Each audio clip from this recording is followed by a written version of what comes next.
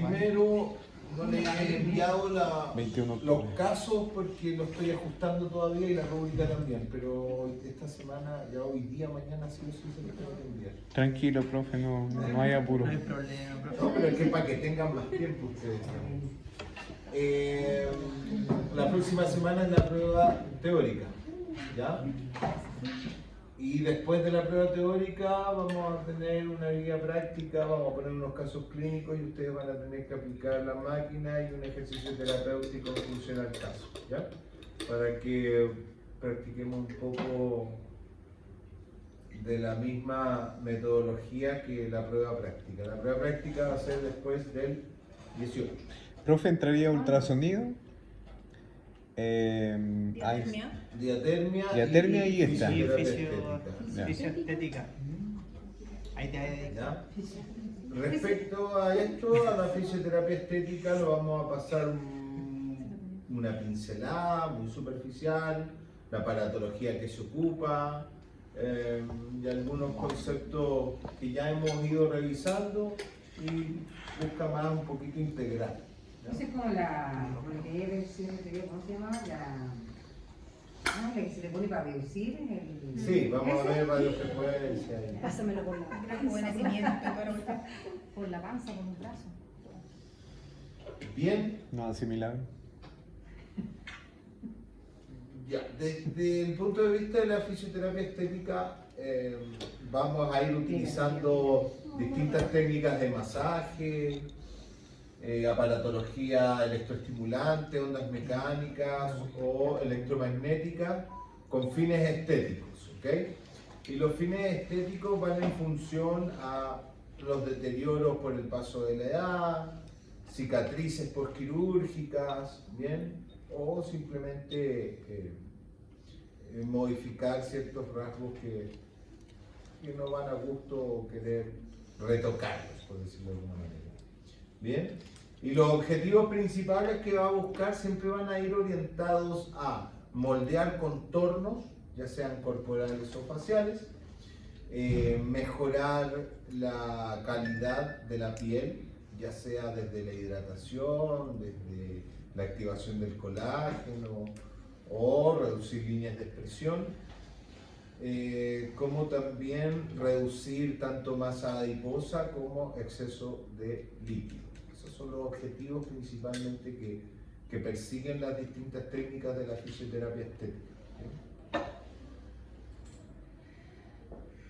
Y bueno, ahí se me olvida colocar uno que tiene que ver con la depilación láser y básicamente es poder eliminar o más, no, está mal dicho eliminar, sino que inactivar el folículo piloso.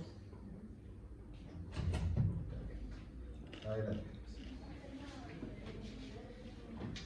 Bien, la fisioterapia estética divide desde la aplicación en la zona que se va a aplicar en tratamientos corporales o faciales. Hay algunos que son tanto faciales como corporales, pero generalmente se dividen en estas dos grandes áreas.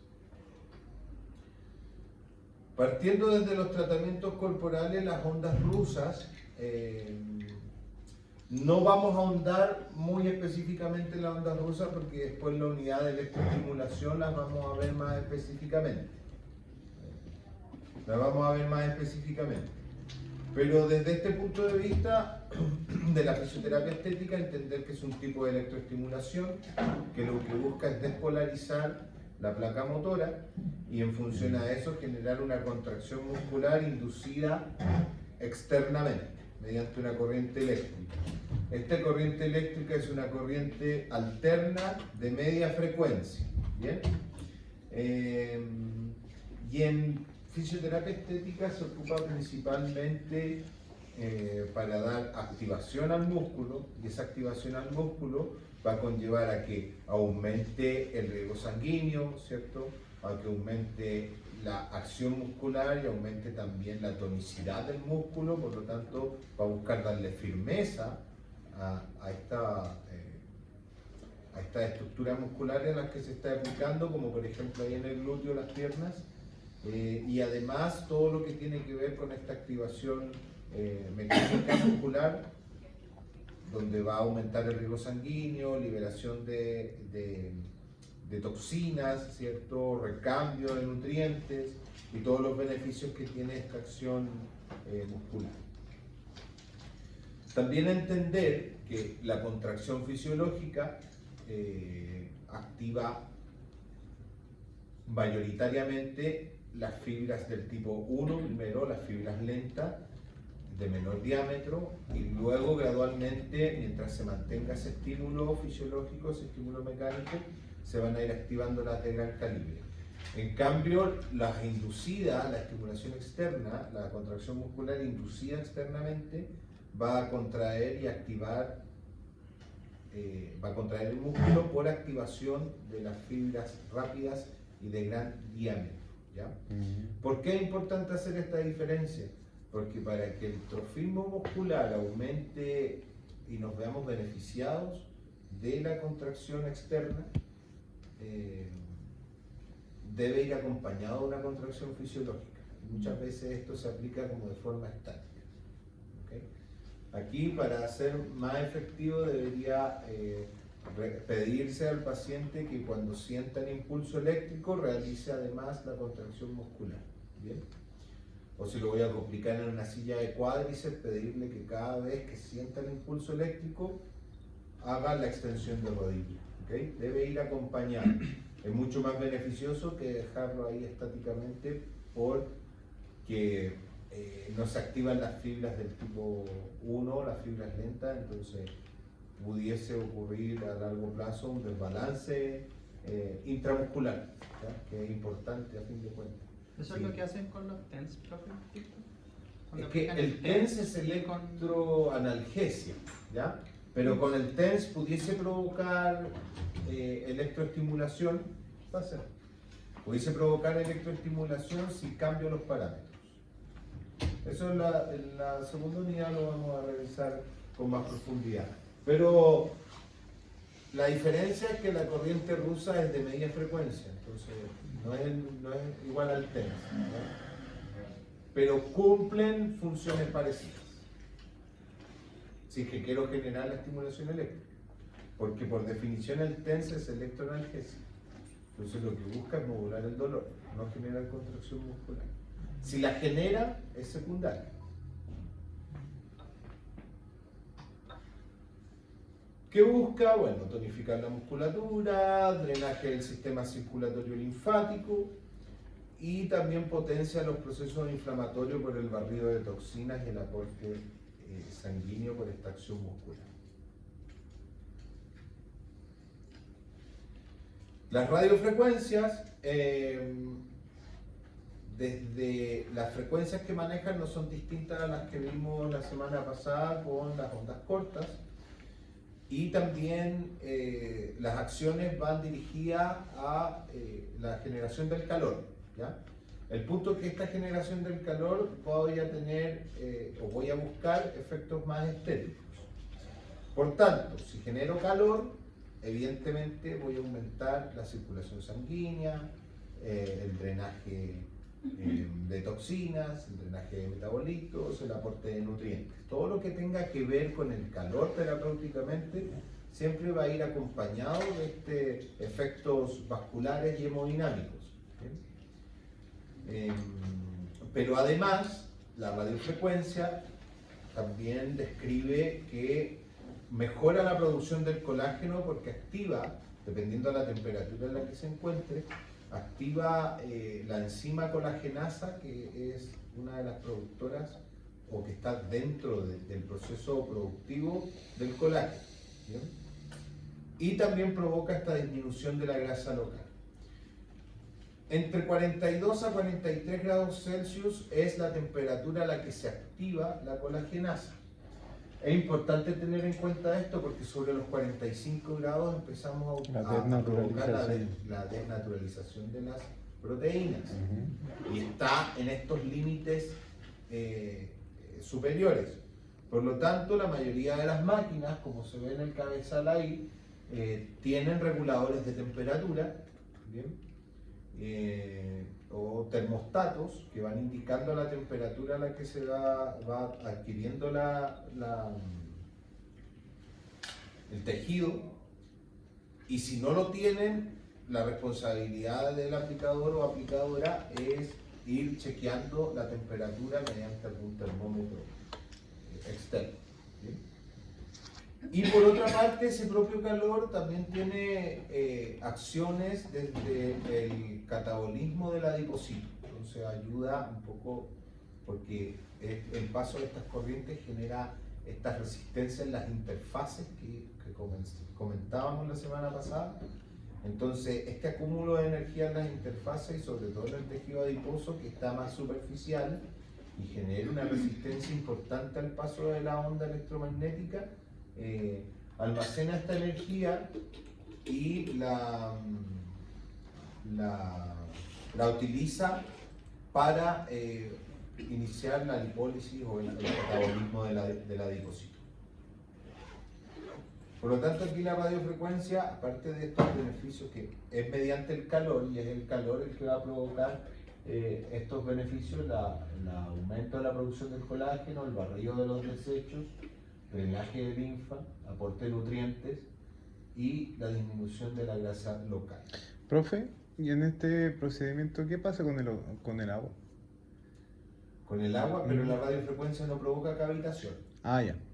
Es el ultrasonido el que provoca la cavitación. Ya.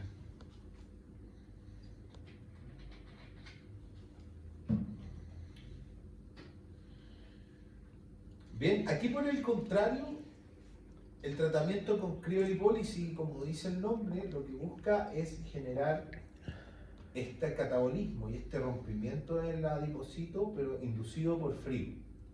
Aquí lo que se hace es que se aplica un criogel por unos minutos en la zona, por ejemplo, se llama trabajar la zona abdominal, se aplica el criogel, se envuelve eso o en este papel metálico o papel plástico, balusa films, se deja un tiempo ahí para que baje y descienda la temperatura, y luego de eso se aplica una máquina que es o un cabezal, que es una ventosa que provoca una presión negativa y una especie de succión, ¿ya? Entonces, la aplicación del frío más esta succión hace que se active el catabolismo de los adipocitos, y posterior a esta aplicación se realiza un drenaje linfático en la zona, y eso ayuda a reducir la masa grasa localizada, ¿ya? Dígame. Bueno, escuché que el frío como que provocaba que la grasa como que no se movilizara tanto, como que era más pegada. Ya. Tanto el frío como el calor provocan la lipólisis, ¿ya? La diferencia es que uno activa el metabolismo y otra reduce el metabolismo general del tejido. Pero los mecanismos que se asocian al frío para catabolizar el adipocito están asociados a que cuando yo aplico frío, el músculo, para poder, uno de los mecanismos que tiene para termorregular es generar un espasmo muscular, ¿ya? Cuando uno tiene frío empieza a tiritar, ¿ya? Eso es una reacción propia del cuerpo buscando mantener el calor corporal. Entonces, como hay una activación muscular, eso genera activación de las vías energéticas, y uno de los sustratos energéticos va a ser la grasa. Entonces, la inducción de frío muestra que se reduce la grasa local.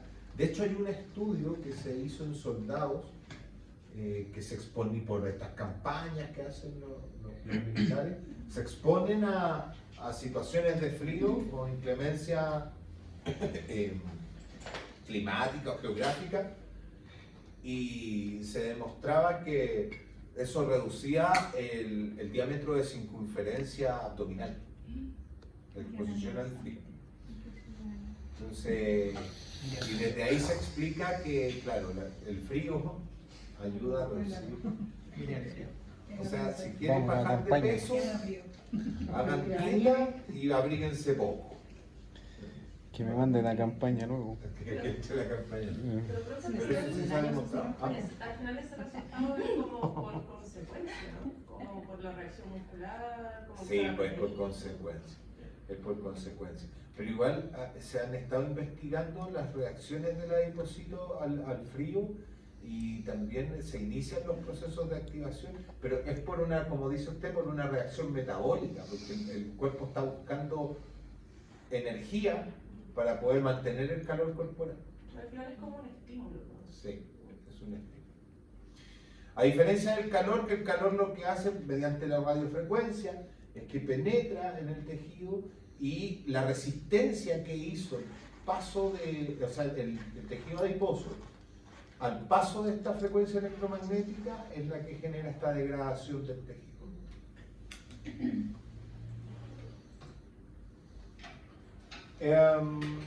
De esto es importante entender que muchas de las máquinas utilizan un factor de intensidad de enfriamiento, ¿ya?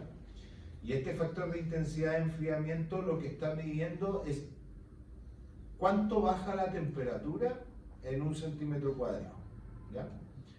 Por lo tanto se mide en miliwatts por centímetro cuadrado, porque es una potencia de energía de enfriamiento, ¿ya? ¿Cuánta es la capacidad de enfriamiento por centímetro cuadrado que vais teniendo la máquina? ¿Por qué es importante entender esto? Porque se utilizan comúnmente entre 32 a 42 miliwatts por centímetro cuadrado en tratamientos de 60 a 120 minutos. ¿Okay? Y como lo dije anteriormente, luego de la aplicación de la criolipólisis debe realizarse un masaje de drenaje. La cavitación. ¿Bien? La cavitación es generada por un ultrasonido, por una onda mecánica, ¿ya? Entonces, estos efectos a consecuencia de la agitación de las moléculas de agua y por lo tanto la evaporación de estas moléculas de agua va a aumentar la temperatura. Entonces, nuevamente, los beneficios estéticos van a estar dirigidos a la aplicación del calor, al aumento del flujo sanguíneo, al acúmulo de esta energía en las interfaces. Por lo tanto, como lo mencionamos anteriormente, se van a activar procesos ligados a la lipólisis y también algunos relacionados con la activación del colágeno, dependiendo de la temperatura que podamos alcanzar. Fíjense que son distintos tratamientos que a fin de cuentas lo que están buscando o es activar el colágeno o es reducir la masa grasa en los tratamientos corporales. A excepción de la corriente rusa que buscaba un poco más la tonificación de la musculatura y en función de esa tonificación de la musculatura moldear las estructuras corporales. Bien, por otro lado las ondas de choque también son un tipo de ultrasonido, pero son de mayor frecuencia, ¿ya? Son de alta frecuencia y lo que buscan es rompimiento de las estructuras, ¿ya? Aquí ocurre una cosa, así que las ondas de choque, dependiendo el fabricante, pero la mayoría son atérmicas, porque son pulsos de ondas mecánicas, ¿ya? No es una onda mecánica continua, ¿ya? A diferencia de la cavitación. La cavitación es una onda mecánica, una onda ultrasónica de más baja frecuencia, pero es continua y por eso provoca esta fricción molecular. En cambio, las ondas de choque son pulsos de onda de alta frecuencia, ¿ya? Es como que cada cierto rato estoy enviando ¡pum!, un pulso fuerte de una onda mecánica. ¿Oyen bien? Entonces, ese pulso fuerte de onda mecánica lo que provoca es potenciar los efectos mecánicos del ultrasonido y anular los efectos térmicos del ultrasonido, ¿ya? Entonces, el rompimiento del tejido adiposo, de adherencias o de cicatrices de mala calidad van a ir en función a estos efectos mecánicos y no térmicos, ¿ya? Dependiendo de las especificaciones técnicas, pero estos son usos ya más clínicos, se pudiesen utilizar las ondas de choque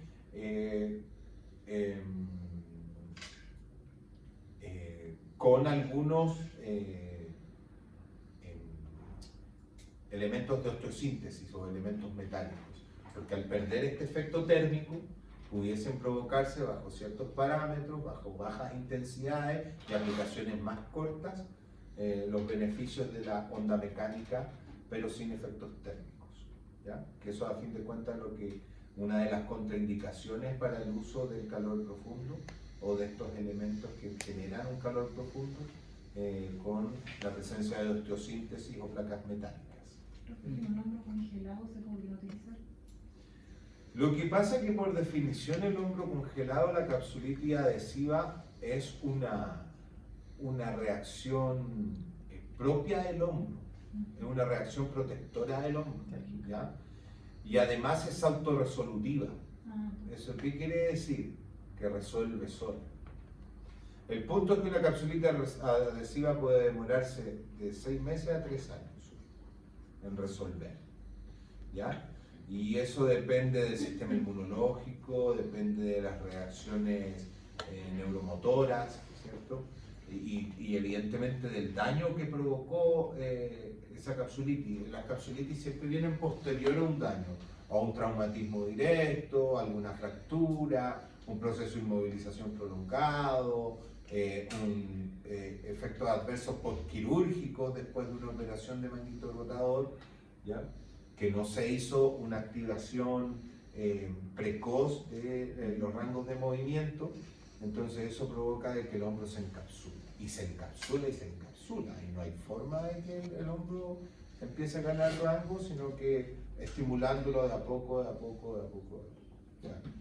Desde mi punto de vista y desde la experiencia clínica, capsulitis adhesivas no hacen menos de 40 o 50 sesiones y no se van al 100%.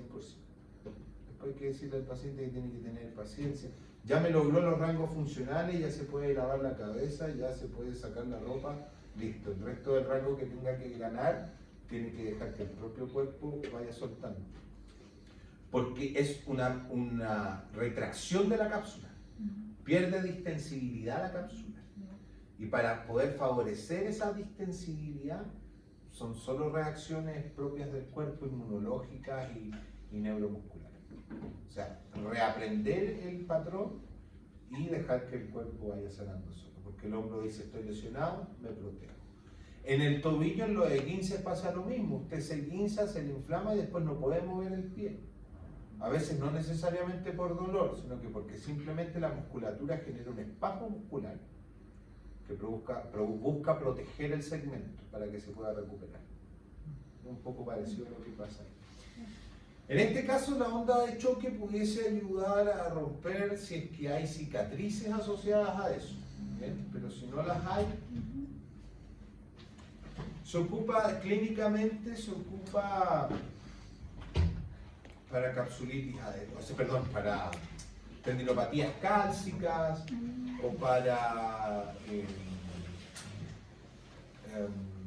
fascitis plantar rebelde, epicondilitis rebelde. Ahí se está ocupando harto la onda de choque. Eso le iba a decir yo, que me acuerdo que el semestre pasado cuando tuvimos la imagen, igual depende 100% de cómo el profesional ve la imagen, porque fácilmente se veía, me acuerdo que el profe Gonzalo ponía unas imágenes que se veían las calcificaciones como muy adheridas al tendón, y obviamente eso nos generaba una disfunción.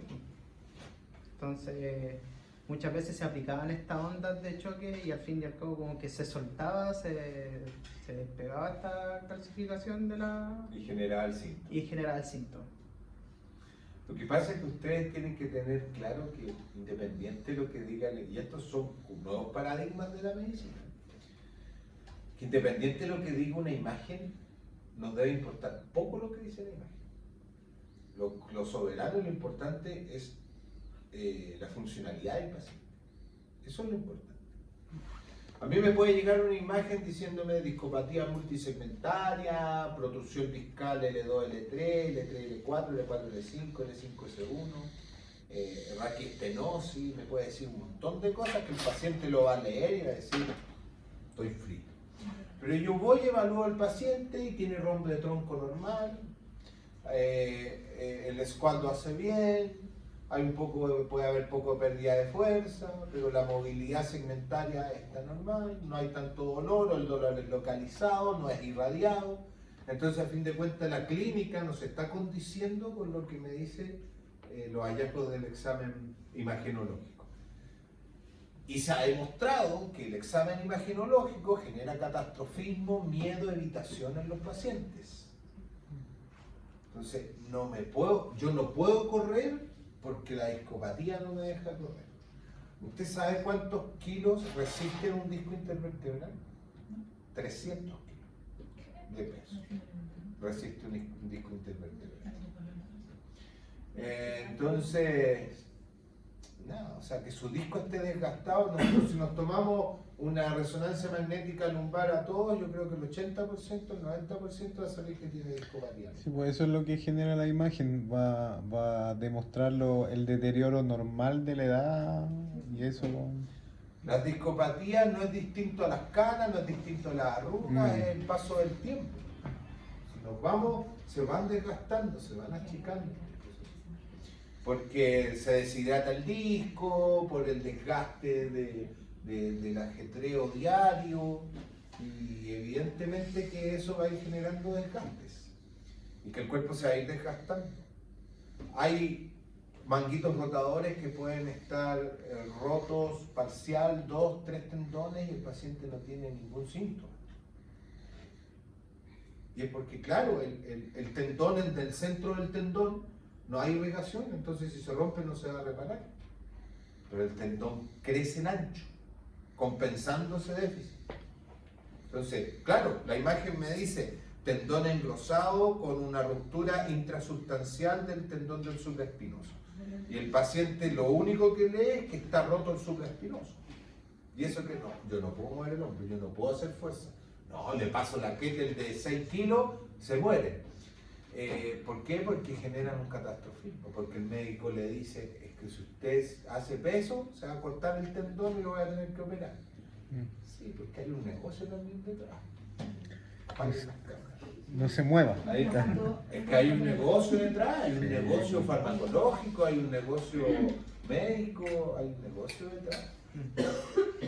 Es más, hoy en día el médico traumatólogo debería, por cualquier afección, si usted está funcional, si no tiene limitaciones funcionales evidentes, son muy pocas, debería primero derivarlo a terapia física y dependiendo si reacciona o no reacciona positivamente a la terapia física, tomar examen. Si no, no es necesario. ¿Para qué? Ahora, si la terapia física no funcionó, no hizo ningún cambio, bueno, vamos a tener que tomar una imagen porque a lo mejor puede que haya otro tejido comprometido y que evidentemente esté generando un síntoma. Pero, por ejemplo, me estoy escapando del tema, pero, por ejemplo, es muy común decir, tengo una hernia de disco. Pero usted ve que el paciente se para, se sienta, camina y tiene ciertos episodios de dolor lumbar localizado. Yo me tengo que preocupar de la hernia de disco cuando me dé parestesia a la pierna, cuando no pueda caminar, cuando no me pueda girar, cuando mi funcionalidad se vea limitada. Yo ahí recién voy y veo si es que hay que ponerle un bloqueo facetario, si es que hay que operarlo, o si es que hay que hacer otro tipo de intervención más invasiva. Antes de eso no es necesario, ni siquiera la imagen es necesaria. ¿Por qué? Porque se ha demostrado por estudios que genera catastrofismo. El paciente al ver que su examen dice que tiene tanto, y no tiene idea qué significa, pero tengo 4 hallazgos, 5 hallazgos en la resonancia, estoy frío. Lo peor es que empieza a buscar por internet y ahí es Peor todavía. peor. Peor todavía, porque se genera ese catastrofismo. Porque, Sí. insisto, detrás de esto hay un negocio tremendo, farmacológico y clínico. Muchos túneles carpianos se operan y nunca tenían que haberse operado porque era una radiculopatía cervical. Y el paciente se dio cuenta después de que se operó las 2 manos Y siempre siguió con los síntomas.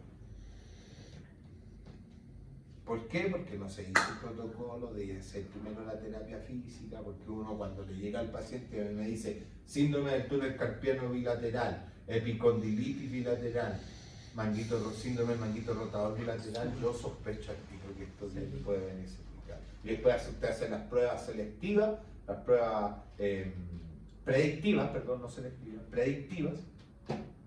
la batería predictiva y le dan 3 de 4 o 4 de 4. Entonces después hacemos el abordaje desde cervical, vemos si mejora, si no mejora va a tener que ir al traumatólogo porque es probable que le tengan que meter cuchillo. Pero usted tampoco le va a decir al paciente es probable que lo tengan que operar porque más lo va a catastrofizar. ¿Sí? Hay que tener cuidado con el lenguaje, preocupo. Sí. Y muchas veces no es necesario decir todo. Yo en un comienzo, cuando recién empecé a trabajar en la clínica, cometí el error que después me di cuenta de al paciente explicarle todo. Pero el paciente escoge lo que va a aprender nomás, o escoge lo que quiere escuchar.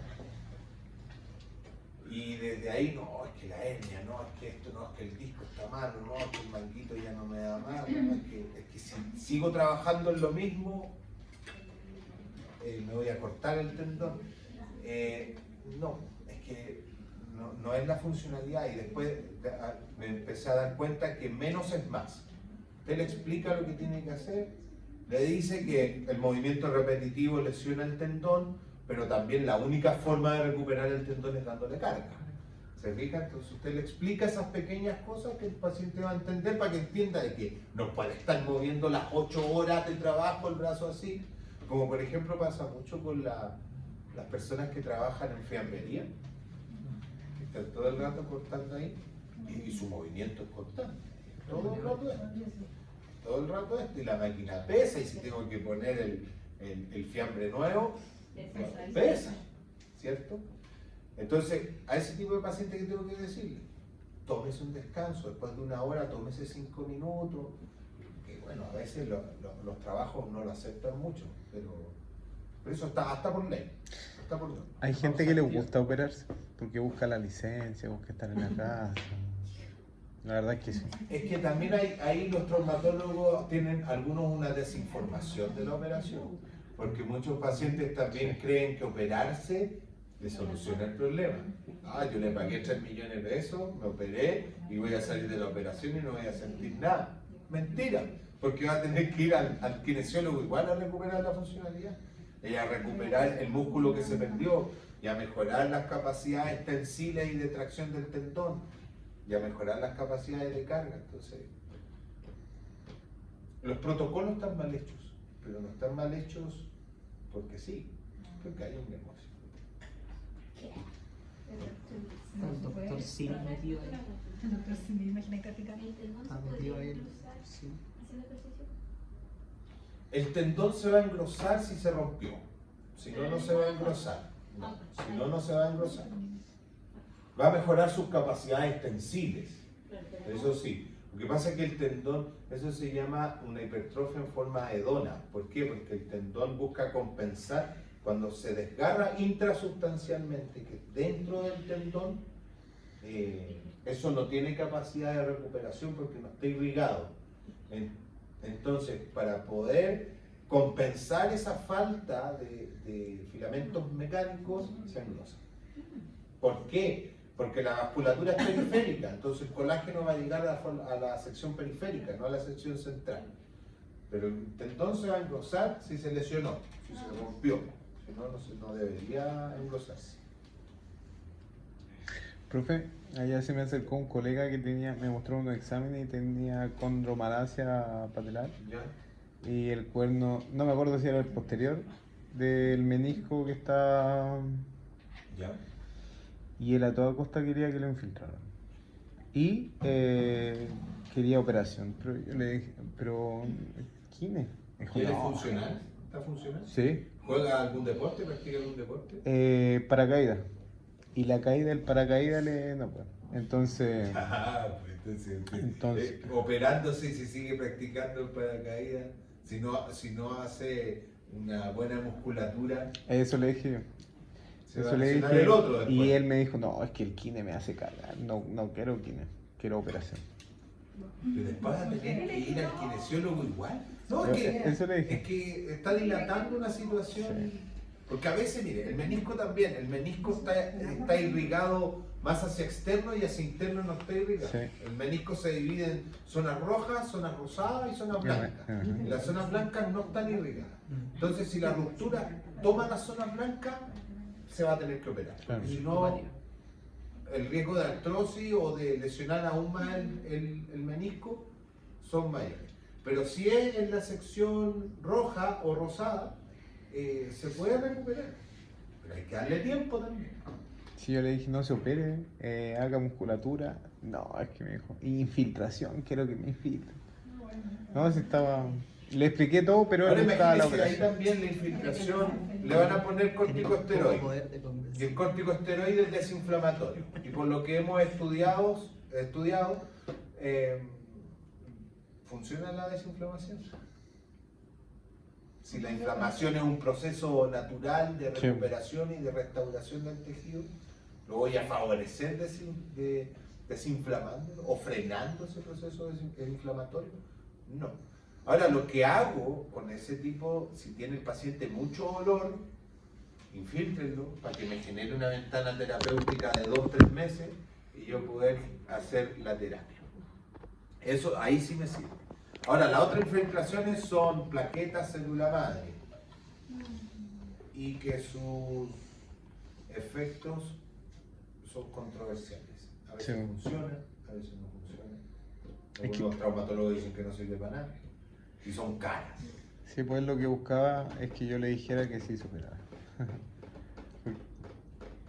Ahora, Mejor que se vea útil. Medicina que se vea Ahora, hay que ir viendo la evolución del paciente. Si hizo 20 sesiones y no mejoró, y el síntoma está igual, quizás se va a tener que operar porque puede que haya pasado esto. Que el rasgo de ruptura del menisco está en la zona blanca y eso no se va a recuperar. Y ahí se hace una menisectomía, Sí. se saca esa parte. Si tenía una de la otra rodilla. Que se jubile.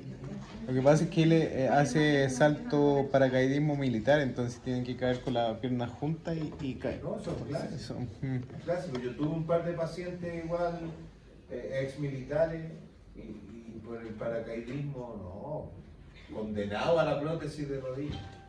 Creo que claro, hicieron un paracaidismo 20 años Sí. y era su peso corporal más 80 kilos en municiones. Claro. Este es un estudio que muestra un poco los efectos sinérgicos, o sea, en complemento de la criolipólisis con las ondas de choque y tuvieron beneficios en el análisis de los contornos corporales y la reducción de la masa grasa. Y lo que se explicaba era que la combinación de estas dos estrategias, la criolipólisis y la onda de choque, provocaba un aumento o una aceleración de la muerte programada del adipocito, ¿ya? Y favorecía una reabsorción más lenta del adipocito destruido. ¿Ya? Eso es lo que se explicaba un poco acá en el estudio. ¿Bien? Otro que compara las ondas de choque frente a las radiofrecuencias en la lipólisis abdominal. ¿Bien? Y aquí hicieron 3 grupos.